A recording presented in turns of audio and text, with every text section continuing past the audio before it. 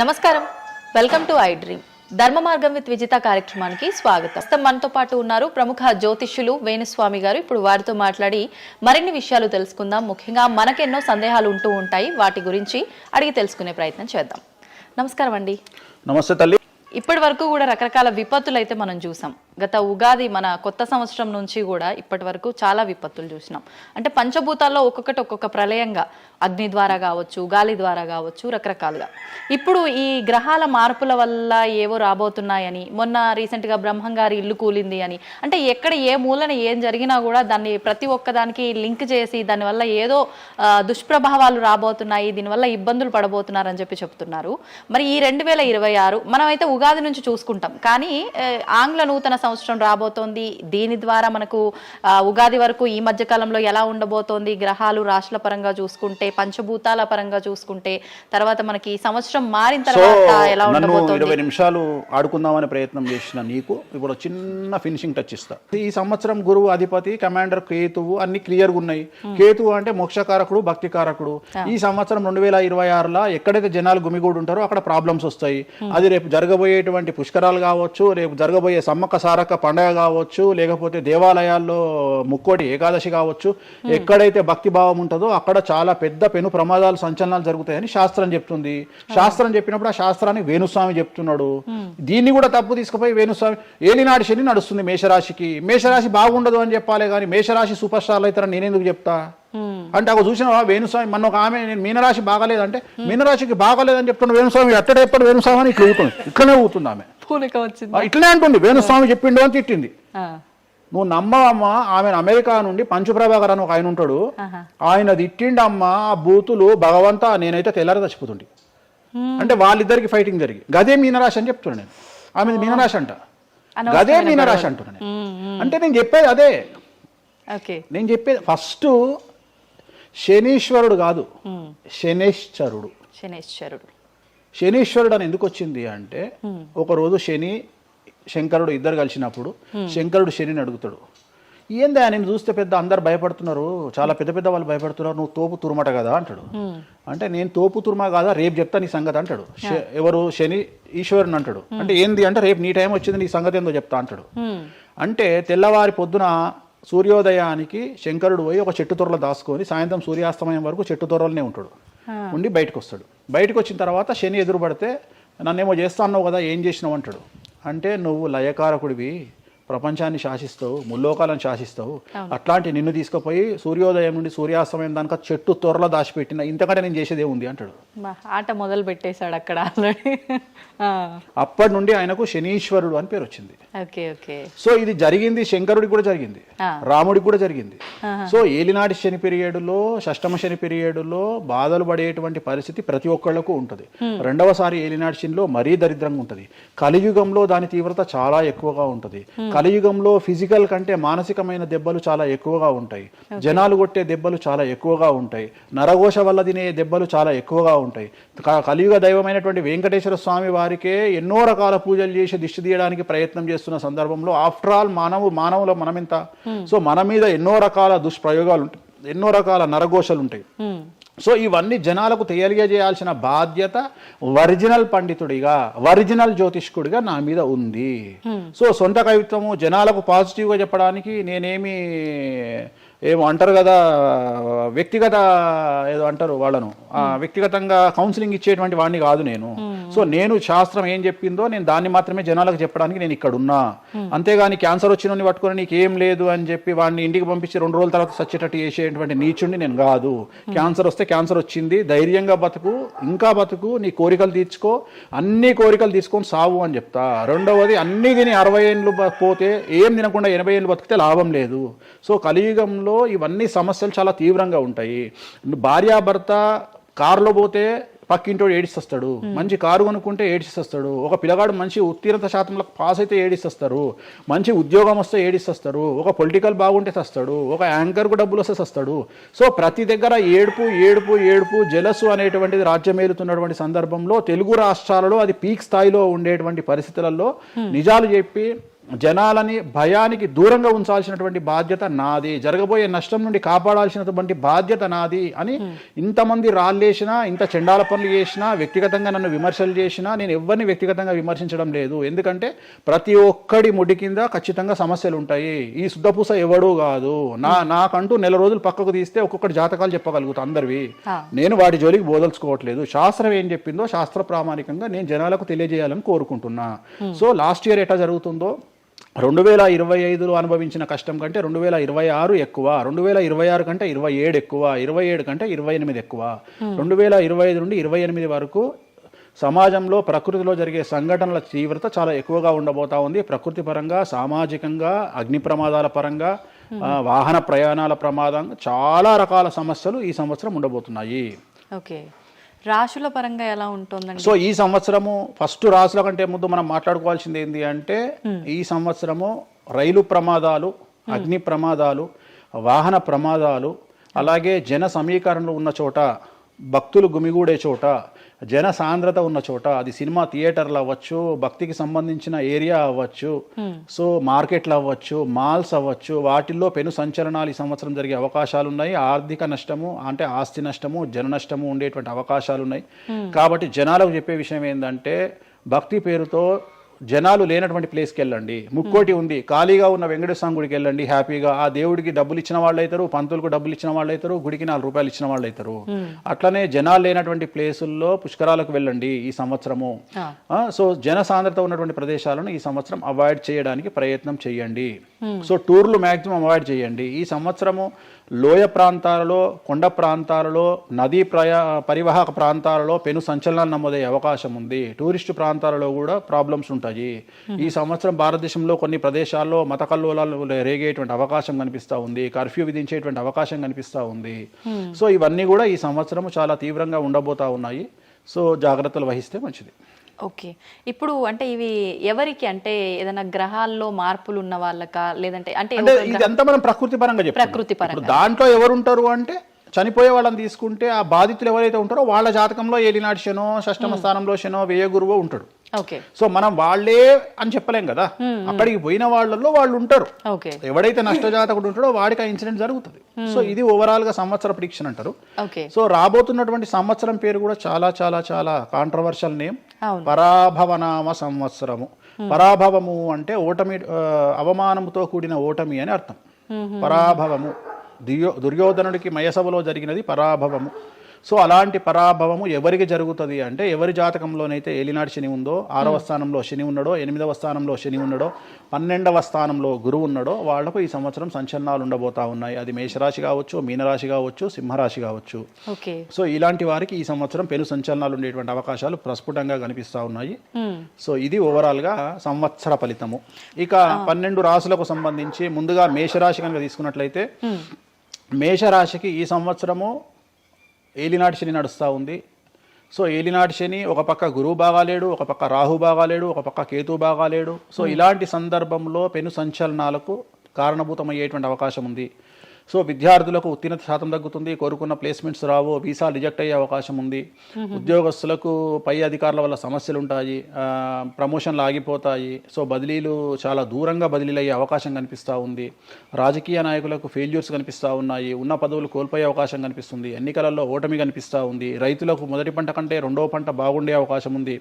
కళాకారులకు, క్రీడాకారులకు అవకాశాలు తగ్గిపోయి ఆదాయం తగ్గిపోయే అవకాశం ఉంది. స్త్రీలకు సంబంధించి భర్తల మధ్యన గొడవలు అయ్యే అవకాశం ఉంది. అలాగే వ్యాపారస్తులకు, బ్యూరోక్రాట్లకు ఈ సంవత్సరం ఏసీబీ, సిబిఐ, సిఐడి లాంటి కేసులు లేదా ఈడీ కేసులు కనిపిస్తూ ఉన్నాయి. ఈ సంవత్సరం ఓవరాల్గా మేషరాశి వాళ్ళని తీసుకుంటే న్యాయపరమైన ఇబ్బందులు, ఆర్థికపరమైన ఇబ్బందులు, ఆరోగ్యపరమైన ఇబ్బందులు, తండ్రికి సంబంధించిన అపమృత్యు గండము, అలాగే న్యాయపరమైన చిక్కులు, వాహన ప్రమాదాలు, భార్యాభర్తల మధ్యన గొడవలు, ఇవన్నీ మేషరాశి వారికి కనిపిస్తూ ఉన్నాయి. మరి ఏం చేసుకోవాలా అంటే, తిరునల్ల శనీశ్వర ఆలయంలో ప్రత్యేకమైన శని పూజ నిర్వహించుకోవడంతో పాటు నలుపు రంగు దుస్తులకు దూరంగా ఉండడము, నలుపు చెప్పులు, నలుపు వాహనాలకు దూరంగా ఉండడము, లెదర్ వస్తువులకు దూరంగా ఉండడము, నలుపు లెదర్ వస్తువులకు దూరంగా ఉండడం వల్ల సమస్యల నుండి గట్టెక్కుతారు. ఏడాదంతా వీటికి దూరంగా ఉండాలి. మరి తర్వాత నెక్స్ట్ వృషభ రాశి. సో వృషభ రాశి వారికి ఈ సంవత్సరం 100కు ఇంచుమించుగా 75% అనుకూలంగా ఉంది. రాహువు, కేతువు, గురువు, శని అనుకూలత కనిపిస్తూ ఉంది. చాలా బాగుండబోతా ఉంది. ఈ సంవత్సరం మే నుండి విపరీతమైన రాజయోగం పట్టబోతా ఉంది. చాలా అనుకూలంగా ఉంది. విద్యార్థులకు ఉత్తీర్ణత శాతం ఉంటుంది. స్త్రీలకు అనుకూలమైన ఫలితాలు ఉంటాయి. స్త్రీలకు మీ ఇంట్లో కమాండింగ్ అంతా మీదే ఉంటుంది. రాజకీయ నాయకులకు ఎన్నికలలో విజయాలు సాధిస్తారు. డబ్బులు ఎక్కువ ఖర్చైనా విజయాలు సాధిస్తారు. అలాగే రైతులకు 2 పంటల దిగుబడి రాబడి బాగుంటుంది. విద్యార్థులకు కోరుకున్న ప్రదేశాల్లో సీట్లు వస్తాయి. ఉత్తీర్ణత శాతం పెరుగుతుంది. అవివాహితులకు వివాహ యోగ సూచనలు కనిపిస్తున్నాయి. సంతానం లేని వారికి సంతాన యోగం కనిపిస్తూ ఉంది. వ్యాపారస్తులకు అన్ని రంగాల వ్యాపారస్తులకు అనుకూలమైన ఫలితాలు ఉండబోతా ఉన్నాయి. క్రీడాకారులకు కళాకారులకు అవకాశాలు ఆదాయము పెరుగుతాయి. ఓవరాల్గా ఈ సంవత్సరం పూర్తి స్థాయిలో మీకు ఎటువంటి సమస్యలు కనిపించడం లేదు. చాలా బాగుంది కాబట్టి మీకు ఎటువంటి రెమెడీస్ అవసరం లేదు. వీలైతే సోమవారం నాడు శివాలయంలో రుద్రాభిషేకాన్ని నిర్వహించుకోండి. సో నెక్స్ట్ మిథున రాశి. ఈ సంవత్సరం ఏదైనా రాశి 100కు 110% అనుకూలంగా ఉంది అంటే మిథున రాశి. సో గురువు, రాహువు, కేతువు అన్ని గ్రహాలు అనుకూలంగా ఉన్నాయి.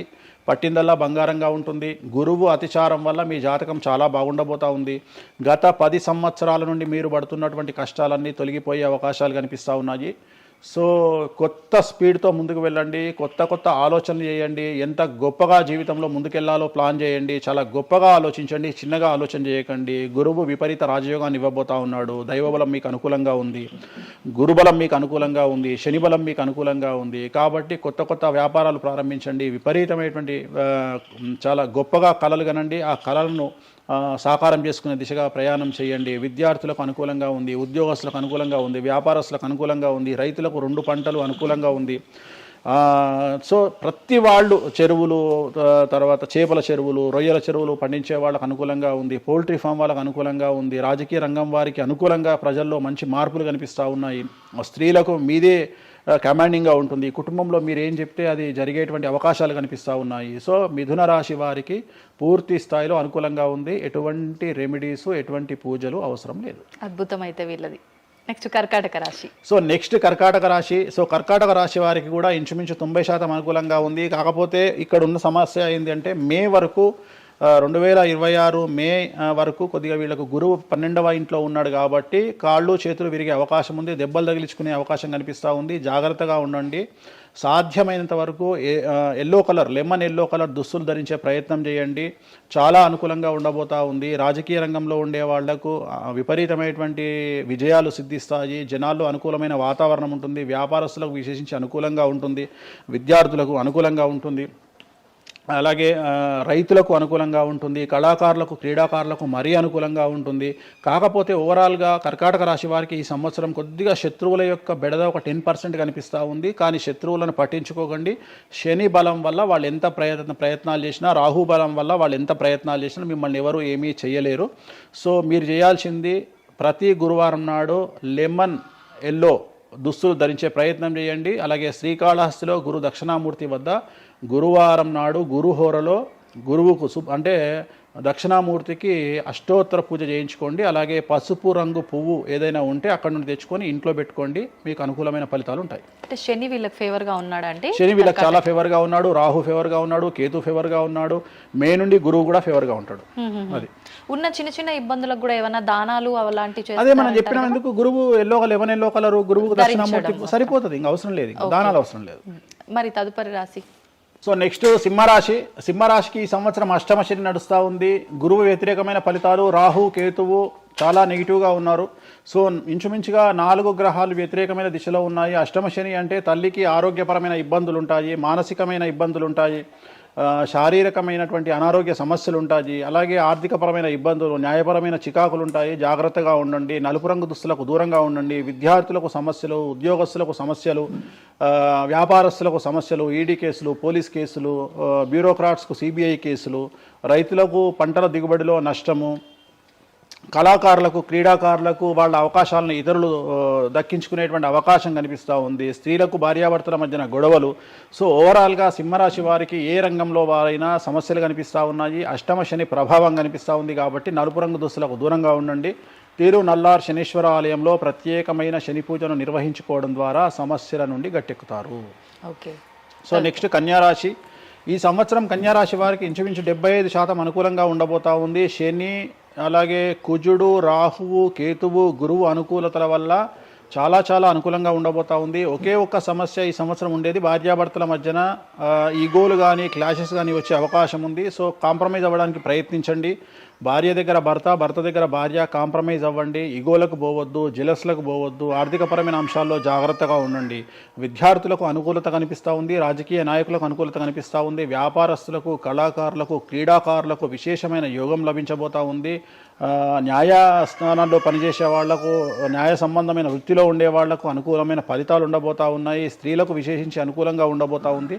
సో ఈ సంవత్సరం కన్యారాశి వారికి పూర్తిగా అనుకూలమైనటువంటి ఫలితాలు కనిపిస్తూ ఉన్నాయి. వీరు చేయాల్సినటువంటి రెమెడీ, సోమవారం నాడు రుద్రాభిషేకాన్ని శివాలయంలో నిర్వహించండి, సమస్యల నుండి గట్టెక్కుతారు. సో నెక్స్ట్ తులారాశి. తులారాశి వారికి షష్టమ స్థానంలో శని కనిపిస్తూ ఉన్నాడు. కాకపోతే గురువు విపరీత రాజయోగాన్ని ఇవ్వబోతా ఉన్నాడు. వీళ్ళకి గురు బలము మరియు దైవ బలం అనుకూలంగా ఉండడం వల్ల మీ జీవితాన్ని కొత్తగా ప్రొజెక్ట్ చేసుకునేటువంటి అవకాశం మీకు దేవుడు కల్పిస్తూ ఉన్నాడు. ముందుకు వెళ్ళే ప్రయత్నం చేయండి. చాలా కొత్తగా మిమ్మల్ని మీరు ఆవిష్కరించుకునే ప్రయత్నం చేయండి. మిమ్మల్ని మీరు కొత్తగా సమాజానికి చూపించుకోండి. దానివల్ల మీ ఆలోచనలు మార్చుకోండి. చాలా గొప్పగా థింక్ చేయండి, గొప్పగా కలలు కనండి, వాటిని సాకారం చేసుకోండి. గురువు అనుకూలంగా ఉన్నాడు. కాకపోతే కుటుంబంలో పెను సంచలనం జరిగే అవకాశం కనిపిస్తూ ఉంది. 6వ స్థానము భాగ్యానికి మరియు శత్రుత్వానికి కారకుడు కాబట్టి శని వల్ల సంచలనం జరిగే అవకాశం ఉంది. విద్యార్థులు, ఉద్యోగస్తులు, వ్యాపారస్తులు, కళాకారులు, క్రీడాకారులు, రైతులు, అలాగే రాజకీయ నాయకులు ఎవరైనా సరే వాళ్ళ జీవితంలో ఏదో ఒక పెను సంచలనం జరిగే అవకాశం కనిపిస్తూ ఉంది. నలుపు రంగు దుస్తులకు దూరంగా ఉండండి. తిరునల్లార్ శనీశ్వర ఆలయంలో ప్రత్యేకమైన శని పూజ నిర్వహించడం ద్వారా సమస్యల నుండి బయటపడతారు.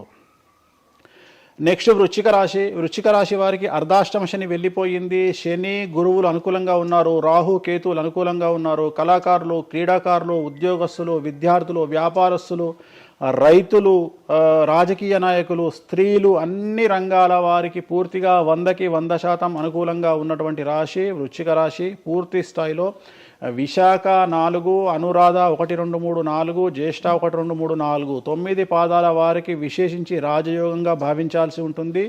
మే వరకు విపరీత రాజయోగం కనిపిస్తూ ఉంది. మే తదుపరి కూడా అనుకూలమైన ఫలితాలను పొందుతారు. కాబట్టి వీరికి ఎటువంటి రెమెడీసు, ఎటువంటి పూజలు అవసరం లేదు. చాలా గొప్పగా కళలు కనండి, మీకున్నటువంటి కళలను సాకారం చేసుకోండి. మీకు ఎటువంటి రెమెడీస్ కూడా అవసరం లేదు. నెక్స్ట్ ధనుసు రాశి. ధనుసు రాశి వారికి అర్ధాష్టమ శని నడుస్తూ ఉంది. అర్ధాష్టమ శని అనేటువంటిది డబ్బులను అధికంగా ఇచ్చి ఆ డబ్బుల ద్వారా సమస్యలు తెచ్చేటువంటి ఒక పరిస్థితి. అంటే డబ్బులు లేకపోతేనే సమస్యలు అంటారా? డబ్బులు ఉంటే కూడా సమస్యలు. డబ్బులు ఉన్నప్పుడు వాటిని మనం ఖర్చు చేసే విధానంలో సమస్యలు, వాటిని మనం ఎలా సమాజంలో ఖర్చు పెట్టబోతున్నామనే సమస్యలు ఏర్పడేటువంటి అవకాశం ఉంది. కాబట్టి మీరు ఇన్వెస్ట్మెంట్ చేయడంలో కానీ, అప్పులు ఇవ్వడంలో కానీ, ఎవరికైనా అప్పులు ఇవ్వడంలో కానీ, చిట్టీలు వేయడంలో కానీ, సహాయం చేయబోయేటప్పుడు కానీ జాగ్రత్తలు తీసుకోండి. ఎటువంటి పరిస్థితుల్లోనూ డబ్బులు ఎవరికి ఇవ్వవద్దు.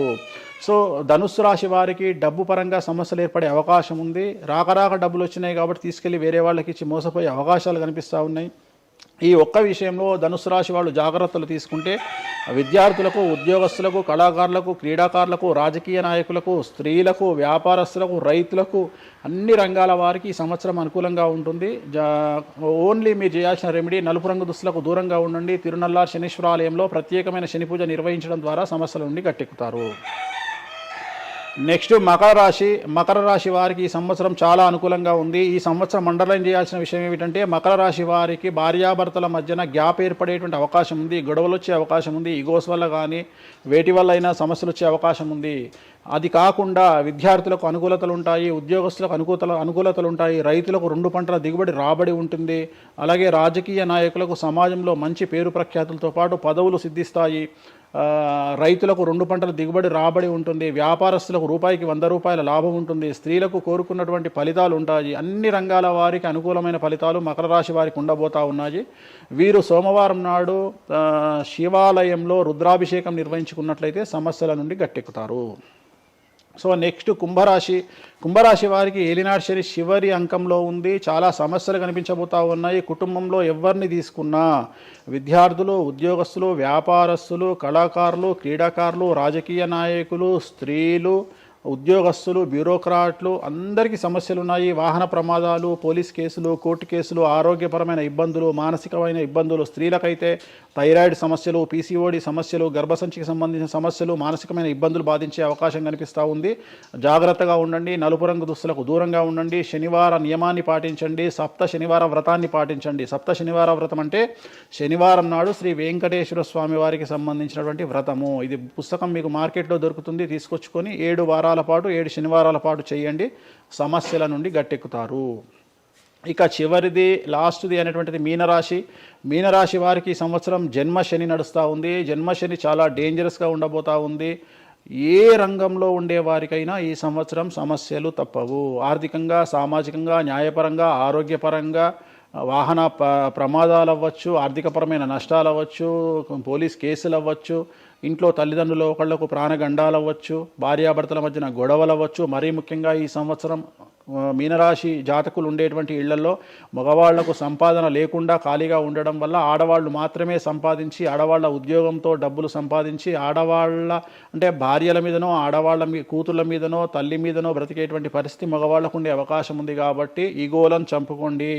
సో ఆడవారి మీద బ్రతకడానికి సిద్ధపడండి, కష్టపడండి, మానసికంగా సంసిద్ధులుగా ఉండండి. అంటే అలాంటి ఒక కండిషన్ ఈ సంవత్సరం ఉండబోతా ఉంది. ఈ ఒక్క సంవత్సరాన్ని కనుక మీరు దాటగలిగితే మీ జీవితంలో మంచి మంచి మంచి పొజిషన్లకు వెళ్తారు.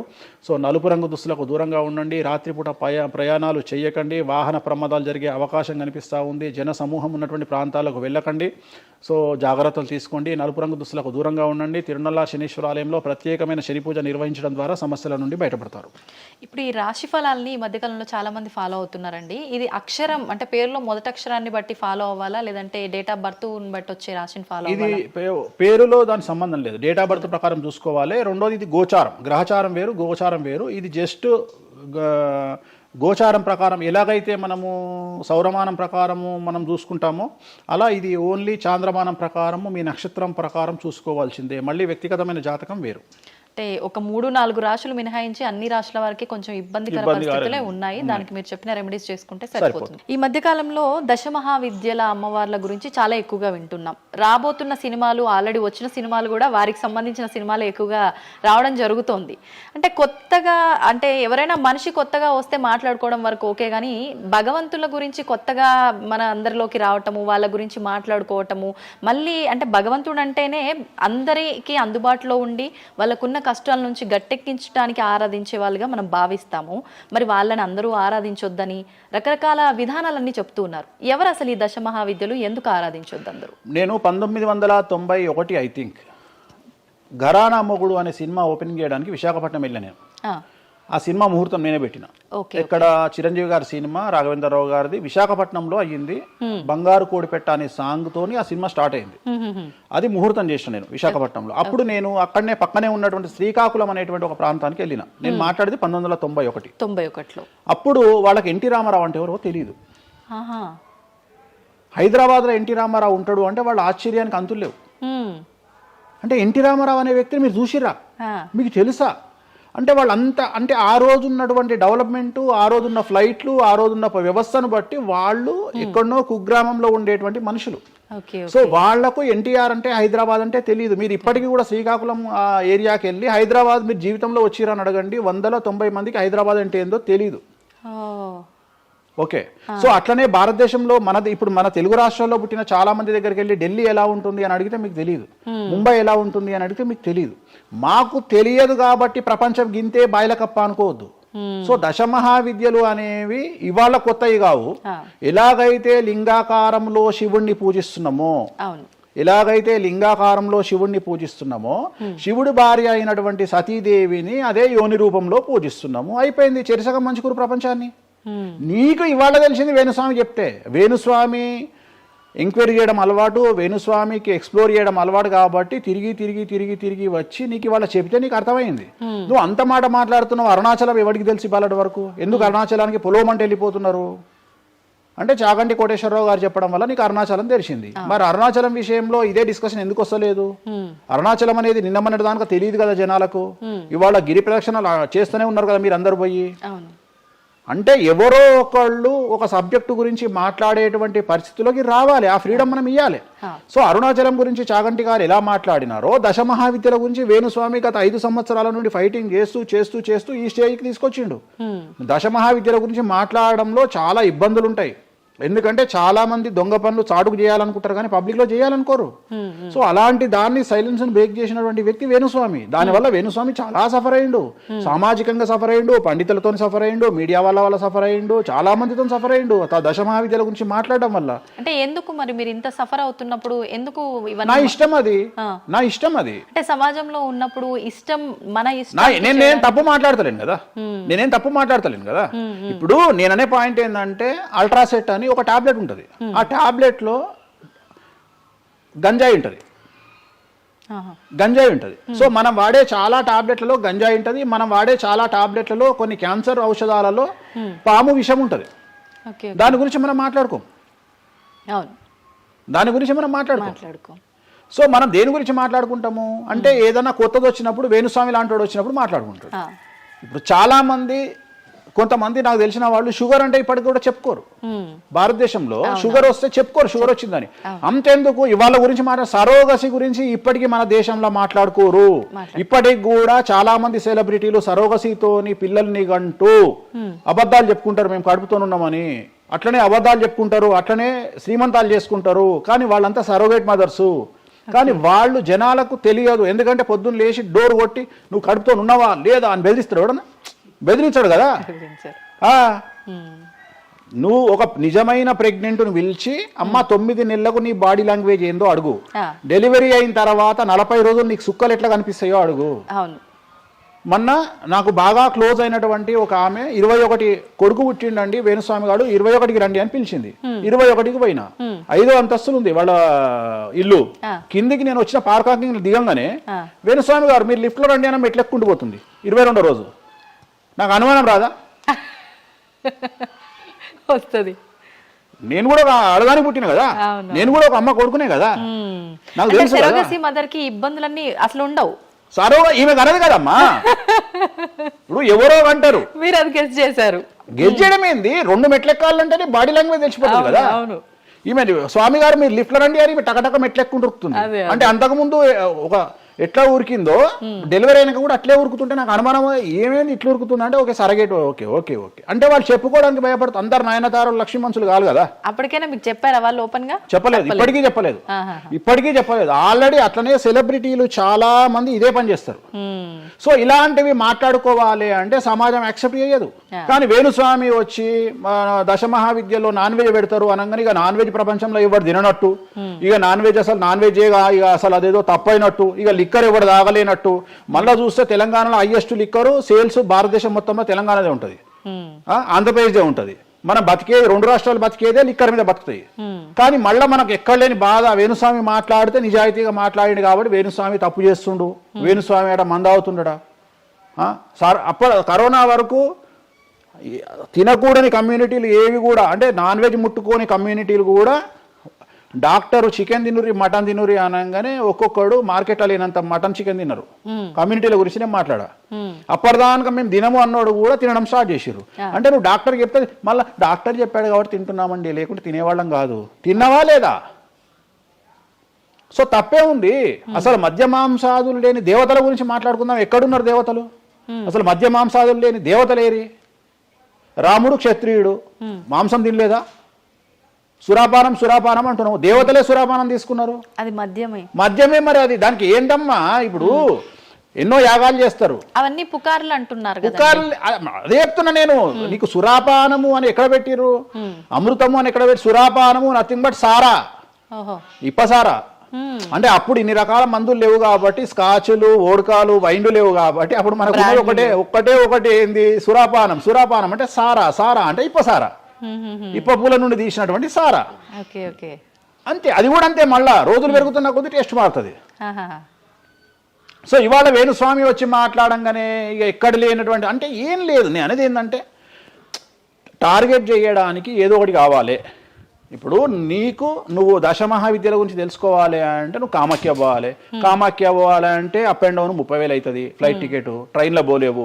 ఈ 30,000 రూపాయలు ఖర్చు పెట్టి నువ్వు అక్కడికి పోయి అక్కడ ఏం జరుగుతుంది అని తెలుసుకుని వచ్చిన తర్వాత వేణుస్వామి మీద నీకు క్లారిటీ వస్తుంది. సో ఒకవేళ నమ్మినోడు నమ్ముతాడు, నమ్మనోడు నమ్మడు. I don't care. నేనేంటంటే నేను తీసుకున్నటువంటి టార్గెట్ ప్రకారం వెళ్తున్నా, నేను చెప్పాలనుకున్నా. కానీ ఆల్మోస్ట్ ఆల్ తెలుగు స్టేట్స్లో 70-80% జనాలకు వామాచారం అంటే ఏందో తెలుసు, దశమహావిద్యలు అంటే ఏందో తెలుసు, దశమహావిద్యలో దేంతో పూజ చేస్తారో తెలుసు, అన్నీ తెలుసు. ఇంకొకటి ఏమైపోయిందంటే మీడియాలో నా గురించి రావడం వల్ల వేణుస్వామి వామాచారంలో స్పెషలిస్టు అనే విషయాన్ని నేను పబ్లిసిటీ చేసుకోకుండానే జనాల్లోకి వెళ్ళిపోయింది. సో ఎవరైతే వామాచారంతో పూజలు చేయాలనుకుంటారో ఆటోమేటిక్గా వాళ్ళే నా దగ్గరకు వస్తున్నారు. స్వామి, ఎందుకంటే ఇప్పుడు క్యాన్సర్కు పలానా దగ్గర మందిస్తారు అని నువ్వు నెగిటివ్గా ప్రమోట్ చేసావు అనుకో, జనాలు అక్కడికే పోతారు. అట్లనే వేణుస్వామి వామాచారంలో పూజలు చేస్తాడట, వామాచారం కావాల్సిన వాళ్ళు నా దగ్గరికే వస్తారు డైరెక్ట్. సో ఈజీగా నన్ను రూట్ చేసి ఈయన దగ్గరికి వెళ్ళండి అని చెప్పినట్టు అయిపోయింది. అందుకని నాకు ఫ్రీ పబ్లిసిటీ వల్ల ఇంకా నేను ఉన్నదానికంటే ఇంకొక 100% బిజీ అయినా. అంటే ఏమవుతుంది, ఎందుకంటే అమ్మవారు కదా డిసైడ్ చేసేది. నేనేమనుకుంటా అంటే అమ్మవారు డిసైడ్ చేస్తుంది, అమ్మవారే డిసైడ్ చేస్తుంది. ఇప్పుడు నేను ఏదైనా హిందూ మతానికి, హిందూ శాస్త్రానికి, వామాచార విధానానికి, తంత్ర మార్గానికి, అమ్మవార్లకు వ్యతిరేకంగా నేను ఏం చేసినా అమ్మవారు నన్ను సర్వనాశనం చేస్తుంది. ఒకవేళ నా జోలికి వస్తే అమ్మవారు చూసుకుంటుంది, వాళ్ళ సంగతి నాకు అనవసరం. ఇప్పుడు మీరు అన్నారు అంటే ఈ దశమహావిద్యల్లో అమ్మవార్లకి మద్యము ఇవన్నీ పంచమకారాలన్నీ కూడా కామన్, అది అందరికీ తెలిసిందే అని. మరి మీరొక్కరే ఎందుకు బల్లగుద్దినట్టు ఇది వాస్తవం అని చెప్తున్నారు? అందరూ చెప్పే విధానం ఏ రకంగా ఉంది అంటే మనలో ఉన్న ఈ చక్రాలని యాక్టివేట్ చేయడము, మద్యము అని అంటే మద్యం కాదు ఇంకేదో అని చెప్పి, మాంసము అంటే మాంసం కాదు అల్లంతో ఇంకేదో మిక్స్ చేస్తే వచ్చేదాన్ని మాంసంగా పలుకుతారు కానీ అది మాంసం కాదు, అంటే జీవిని చంపడం ఇదంతా కాదు. ఈ విధానం చాలా మంది చెప్పుకుంటారు వస్తున్నారు. ఏం చెప్తారు అట్లా? అంటే దక్షిణాచారంలో పూజలు చేసే వాళ్ళు వాళ్ళ దగ్గరికి భక్తులు రావాలి అంటే వాళ్ళు అదే చెప్తారు. ఓకే, నీకు దీనికి ఒక ఎగ్జాంపుల్ చెప్తా. 2-వీలర్ ఎప్పుడైనా వాడినావా నీ లైఫ్ లో? 2-వీలర్ వాడినవా? నేను అడుగుతున్నా తల్లి ప్రశ్న, నిన్నే అడుగుతున్నా. 2-వీలర్ ఎప్పుడైనా వాడినవా? నేను ఎప్పుడు డ్రైవ్ చేయలే. సో 2-వీలర్ వాడిన వాళ్ళకే తెలుస్తుంది ఈ విషయం, చాలా బాగా తెలుస్తుంది. 2 చక్రాల బండి వాడిన వాడు కార్పొరేటర్ దాంట్లో ఆ పెట్రోల్లో చెత్త వస్తుంది. చెత్త వచ్చినప్పుడు బండి స్టార్ట్ కాదు. స్టార్ట్ కాకపోతే మనం కొట్టి కొట్టి కొట్టి కొట్టి మెకానిక్ దగ్గర తీసుకుపోయి మెకానిక్ దగ్గర పెడతాం బండి. ఏ మెకానిక్ కూడా మన ముందు కిక్కు కొట్టాడు. బండి ఫస్ట్ మనం ఆపగానే వాడికి చేసేది ఫస్ట్ అది ఇప్పుతాడు మొత్తం. ఎందుకంటే వాడికి తెలుసు ఒకవేళ పుసుక్కున స్టార్ట్ అయితే వీడు నాకు పైసలు ఇయ్యాడు. అందుకని ఏం చేస్తాడంటే దాన్ని కిక్కు కొట్టకుండా మొత్తం డప్పనిప్పి కార్పొరేటర్ క్లీన్ చేసి పైపు తీసి మొత్తం పెట్రోల్ ఇట్లా చూసి అంతా పెట్టి చేసినాక ఒక కిక్కు కొట్టగా కుయ్యి అని స్టార్ట్ అవుతుంది. 50 రూపాయలు ఇస్తారంటాడు. రైట్, అయిపోయింది. రెండవది, నువ్వు ఆంజనేయ స్వామి గుళ్ళో పనిచేసే పంతుల దగ్గరికి పో, జ్యోతిష్యం చెప్పించుకో. దోష నివారణ నీకు ఏం చెప్తాడంటే హనుమంతుడికి సింధూరము అంటాడు. నవగ్రహ గుడిల పంతుల దగ్గరికి పో, గ్రహాల పూజలు చెప్తారు. నవగ్రహాలకు అభిషేకము అంటాడు, తైలాభిషేకము అంటాడు.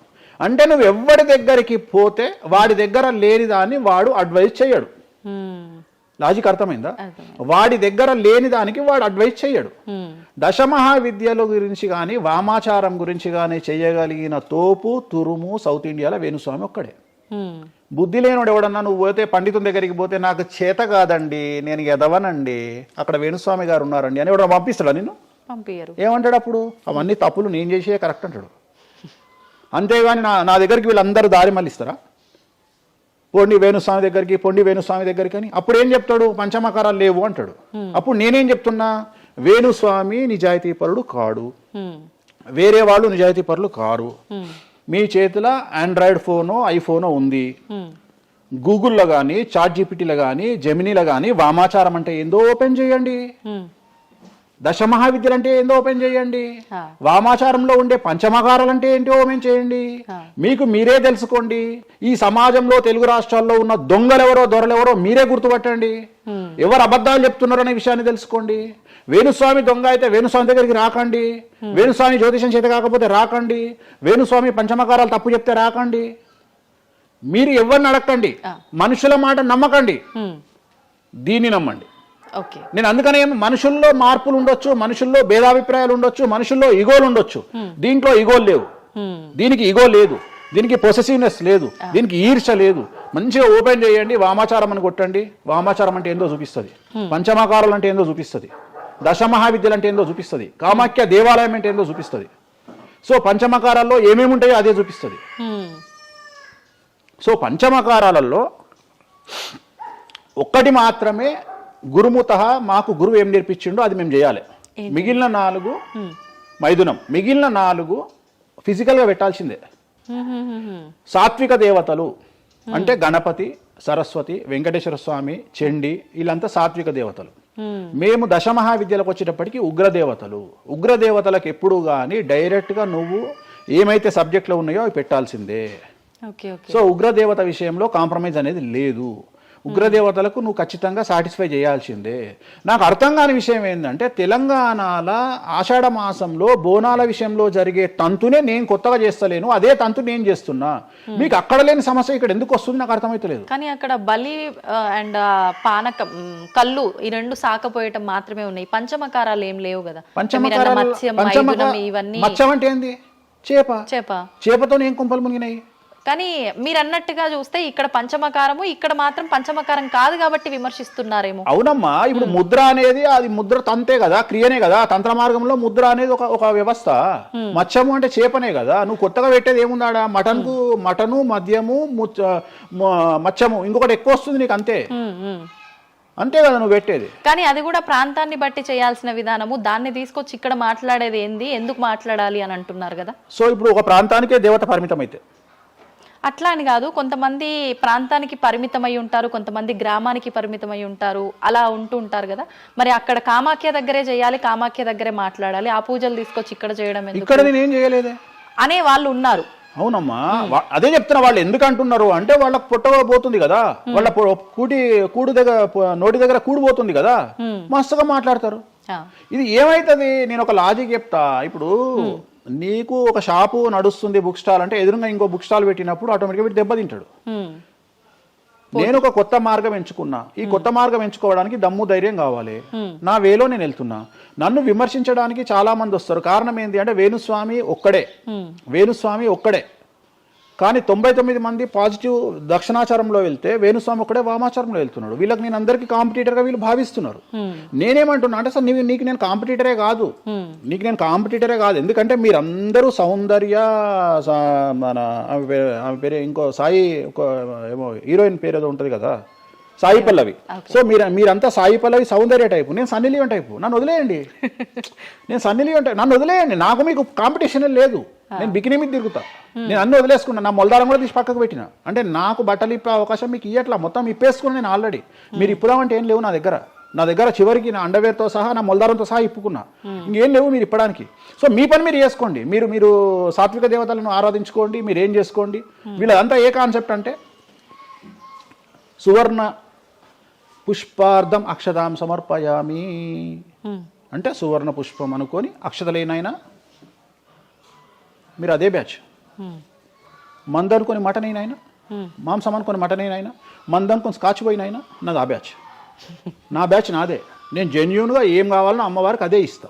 చాలామంది శాస్త్రంలో వారాహి అమ్మవారికి ఎరుపు రంగు అన్నము నైవేద్యంగా పెట్టమని చెప్పారు. ఇక మన మేధావులు ఇంత కుంకుమ తీసుకొని అన్నంలో కలిపి ఇక ఫీల్ అవుతుంటాడు, ఇక వాడికి రక్తం కలిపినట్టే ఇక తీసుకొచ్చి పెడతాడు. అంటే నువ్వు అమ్మవారిని పిచ్చిదాన్ని చేస్తావా? శాస్త్రం ఏం చెప్పింది, నువ్వేం చేస్తున్నావు అంటే చెక్ చేసుకోమని చెప్పి ఇవి చేత కాదు ఎవరికి. శాస్త్రం ఏం చెప్పింది, వారాహి అమ్మవారికి ఎరుపు రంగులో అన్నం పెట్టమని చెప్పింది. నువ్వేం చేస్తున్నావు, అమ్మవారిని మోసం చేసి కుంకుమతో అన్నం పెడుతున్నావు. ఆ కుంకుమ కూడా ఒరిజినల్ కాదు, డూప్లికేట్ కుంకుమ. సో అక్కడ ఏం పెట్టాలో నాకు తెలుసు, నువ్వు వాటి పెడతలేవు. అమ్మవారు నిన్నెందుకురా అనుగ్రహిస్తుంది? అమ్మవారిని నిన్ను ఎందుకు అనుగ్రహించాలి అంటే నువ్వు అమ్మవారిని మోసం చేసే మొనగానివి కదా, మోనార్కు కదా నువ్వు. నేను మోసం చేయ అమ్మవారిని. రెండవది, నన్ను నమ్మితే నా దగ్గరికి రమ్మంటున్నా. నా మాట వినకండి, వాళ్ళ మాటనే వినండి, ఈ శుద్ధపూసల మాటనే వినండి, నా మాట వినకండి. ఫస్ట్ మీరు నన్ను మెచ్చుకున్న వీడియో దయచేసి చూడకండి. నన్ను యాంకర్లు బట్టలిప్పాలి అని ప్రయత్నం చేసిన వీడియోలు చూడండి. నన్ను చాలా వరకు అంటే ఈయన ఏదో దొరకబట్టి విని ఆ ఉన్న లాస్ట్కు నాది ఆ ముల్లారం కూడా ఇప్పేసిన ఇంకేమైనా ఉన్నాయేమో బాడీలో గుంజుదామో అనే ప్రయత్నం చేసి యాంకర్ల వీడియోలో చూడండి, నా గురించి నెగిటివ్ పెట్టిన వీడియోలో చూడండి. మీకు నా మీద చివరిగా నమ్మకం కలిగి ఈయన దగ్గర విషయం ఉందంటే రండి, లేకుంటే రాకండి. ఇంకొక విషయం అంటే మీరు ఇంత ధైర్యంగా దర్జాగా ఒక సవాల్ విసిరినట్టుగా మాట్లాడుతున్నారు వీడియోలో మాట్లాడినప్పుడు, మరి మీరు చెప్పినవన్నీ అంటే వేణుస్వామి చెప్పినవన్నీ వాస్తవాలైతే శాస్త్రంలో ఉంది నేను చూపిస్తానే అతనైతే ఎంతసేపు ఉన్నా ఆయన పర్సనల్ వీడియోలో చెప్పడము వేరే యాంకర్ల దగ్గర చెప్పడం తప్ప డిబేట్లకు ఎందుకు రారు, వచ్చి మాతో వాదించవచ్చు కదా, ప్రూవ్ చేయొచ్చు కదా అని చాలా మంది అంటున్నారు. మీరు రెడీనా? డిబేట్లకు రాను, డిబేట్లకు రాను. ఎందుకని? కానీ మనం అగ్రిమెంట్ పేపర్లు రాసుకుందాం. నీ ద్వారా చెప్తున్నా నువ్వు కామాఖ్యకు నేను తీసుకుపోతా, నేను చెప్పిన దాంట్లో కామాఖ్యలో ఏది జరగకపోయినా నా దుకాణం పని చేసుకుంటా, నా ప్రాపర్టీ మొత్తం రాసి చేసి నేను నా ఫ్యామిలీతో సహా దేశం వదిలిపెట్టి వెళ్ళిపోతా, లేదు స్టేట్ వదిలిపెట్టి వెళ్ళిపోతా. అన్ని వాస్తవం అని మీరు ప్రూవ్ చేస్తారు. అక్కడ పోనీ అక్కడ నేను ప్రూవ్ చేసిన అవసరం లేదమ్మా, నీకే ₹1,00,000 ఇస్తా, పోయి చూసుకొని రాదు కెమెరాలో. ఓకే, నా ఎందుకు దీనికి ఎందుకు డిబేట్ ఎందుకు, నువ్వే పోయిరా, నీకు నేను డబ్బులు ఇస్తా, ₹1,00,000 ఇస్తా, పోయిరా. ఓకే, పోయేసి అక్కడ ఏమేమి జరుగుతుంది, ఏమేమి పూజలు చేస్తారో నువ్వే చెప్పు. ఇప్పుడు కామాఖ్యలో కూడా అమ్మవారి గర్భగుడి లోపల దాకా ఈ పంచమకార వ్యవహారం కానివ్వండి, బలి సాంప్రదాయం, ఆ బలికి సంబంధించిన విధానం కానీ లోపలికి లేదు, అది కూడా ఏదన్నా మెయిన్ గుమ్మం బయటే అని అంటున్నారు. అది సో ఇది అంతా నీకు ఎప్పుడు రైట్స్ వస్తాయి అంటే చూసినప్పుడు మాట్లాడడానికి వస్తాయి. నువ్వు ఎవరో చెప్పిన దాన్ని నన్ను కార్నర్ చేయడానికి అడిగితే పనికిరావు. నేను అనే పాయింట్ ఏంటంటే ఇవన్నీ షో చేయడానికి పనిచేయనటువంటి వ్యవస్థ, అంటే ఇవన్నీ నేను వీడియో రూపంలో మీ ముందుకు తీసుకురాలనేటువంటి వ్యవస్థ. సో దీనికోసము నువ్వు వాళ్ళ కోణంలో నన్ను ప్రశ్న అడిగినావు అనుకో, నేనేమంటున్నా అంటే నా కోణంలో అడిగిపిస్తా, వచ్చి చూడు. నా కోణంలో నువ్వు ఎప్పుడు అడుగుతావు? నాతో పాటు వచ్చినప్పుడు అడుగుతావు. నువ్వు నాతో పాటు చూడకపోతే నువ్వెట్లా అడుగుతావు? అట్లనంట ఇట్లనంట. ఇప్పుడు నార్త్ ఇండియా వాడు ఉన్నాడు, నేపాల్లో ఉంటాడు, వానికి వెంకటేశ్వర స్వామి విగ్రహం ఏందో తెలియదు. సపోజ్ వానికి ఎవడో చెప్పిండు ఎల్లిగాడు వెంకటేశ్వర స్వామి కాదు ఆడ అమ్మవారు ఉన్నదని, వాడు కూడా నువ్వు అడిగినట్టే అక్కడ లోకల్ యాంకర్ అడుగుతుంది, ఆడ వెంకటేశ్వర స్వామి కాదట అమ్మవారు ఉన్నదట కదా అంటాడు. నువ్వు చూస్తే అరే పిచ్చినాయాలా, అరే ఎదవనాయాలా, ఆడున్నది వెంకటేశ్వర స్వామిరా దేవుడురా అని చెప్తావు. అవునా? నువ్వు ఆ కామాఖ్య అమ్మ వాడిని చూస్తానని ఇట్లా అడగకపోతుంటే నువ్వేమడుగుతుంటే నీ వర్షన్ మారుతున్నా, వేణుస్వామి గారు మిమ్మల్ని ఎందుకు టార్గెట్ చేస్తున్నారండి ఎదవలు అని అడిగే విధానం మారుతుంది. నువ్వు చూడకపోతే నీకు ఎక్కడ అడుగుతావు? నీ ఆలోచన విధానం ఏంటంటే ఈయన ఏమన్నా ఇరుకున పెడదామా అనే ఆలోచనే తప్ప, అరే ఈయన నేను చూడలేదు కదా, నాకు రైట్సే లేవే అని నువ్వు అనుకుంటలేవు. నీకు రైట్స్ ఎక్కడ ఉన్నాయమ్మా అడగడానికి? నన్ను అడగడానికి నీకు రైట్సే లేవు. అంటే మీరు అన్నట్టు నేను అక్కడికి వచ్చి చూస్తే అక్కడ జరిగేది చూస్తా, అది మాత్రం శాస్త్ర ప్రకారంగా జరుగుతుందో లేదో నేను చూడలేను కదా. అంటే దీన్ని బట్టి ఉద్దేశం ఏంటి అంటే ఒక దేవాలయంలో కూడా శాస్త్ర ప్రామాణికంగా జరగదు. కామాఖ్యలో తెలుగు వాళ్ళు మాట్లాడుకునే పండితులు మాట్లాడుకునేవే నిజాలు. ఇప్పుడు నువ్వు అనేది అదే కదా, అంటే అది ప్రాంతీయం ప్రకారంగా జరుగుతుంది. అది మరి ఏదైనా ప్రాంతీయమే జరుగుతుందమ్మా, ఏదైనా ప్రాంతీయమే జరుగుతుంది. గోవాల కసినో ఆడితే తప్పు లేదు, తెలంగాణలో కసినో ఆడితే తప్పు. దాన్నే దేశకాలమాన పరిస్థితులు అంటారు. తిరుపతి వెంకటేశ్వర స్వామికి తిరుపావడ సేవ చేస్తారు, మరి ఎందుకో లోకల్ టెంపుల్ ఎందుకు తిరుపావడ సేవ చేస్తలేరు? తిరుపతి వెంకటేశ్వర స్వామి వారికి పునుగుపిల్లి తైలం పెడతారు, మరి అట్లనే ఇప్పుడు రేపటి నుండి రామాలయంలో పునుగుపిల్లి తైలం పెట్టి నువ్వు వచ్చి నువ్వు స్టార్ట్ చేయమ్మా. మన తెలుగు రాష్ట్రాలలో నువ్వు ప్రాంతీయత గురించి మాట్లాడుతున్నావు కదా, అంటే ఒక్కొక్క దానికి ఒక్కొక్క కట్టుబాట్లు ఉంటాయి. అవునమ్మా, నీకు కావాల్సింది అల్టిమేట్ గా ఏంది? నీకు డబ్బు కావాలి, నువ్వు కోరుకున్న కోరికలు తీరాలి, అంతే కదా. నువ్వు కోరుకున్న కోరికలు తీరాలి. ఎంతమంది ఎకనామికల్ అఫెన్స్ చేస్తలేరు భారతదేశంలో? టీచర్ దగ్గర నుండి మొదలుకుంటే ప్రతి ఒక్క నువ్వు ₹1,00,000 లోన్ తీసుకొని కట్టకపోతే నీ ఇంటి ముందరకు వస్తారు. 20,000 కోట్లు తీసుకున్నాడు దొబ్బేస్తే వాని సంఖ కూడా ఎవడు పట్టుకోడు.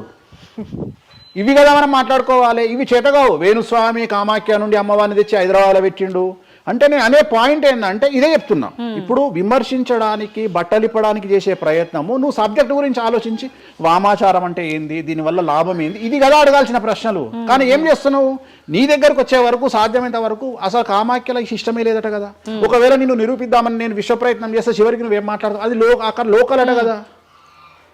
అవును లోకలే, అది లోకలే.